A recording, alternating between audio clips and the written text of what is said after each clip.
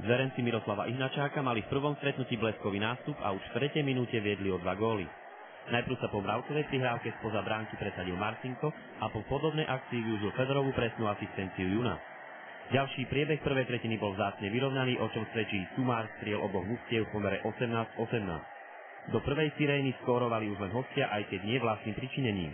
V 15. minúte si pri rozohrávke nerozumel brankár Klempa s vlastným spoluhráčom a odrazený puk sa dostal do bránky. Gól po kurióznej situácii rozhodca pripísal Bystričanovi Šimčíkovi. V úvode druhej časti hry dal dôležitý tretí gól domácich v presilovej hre po efektnej spolupráci so Šechným Gajdoš a hoci sa hosťom na začiatku 29. minúty ešte podarilo zásluhou Skorvánka znížiť, ďalší priebeh zápasu bol už jednoznačne v réžii Jastrabov.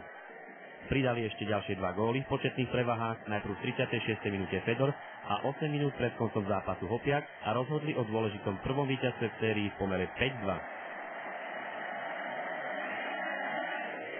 V pondelkovom dueli zavelil do útoku domáci obranca Ďurák, ktorý v 7. minúte presnú Fedorovú prihrávku usmernil do stierankovej bránky.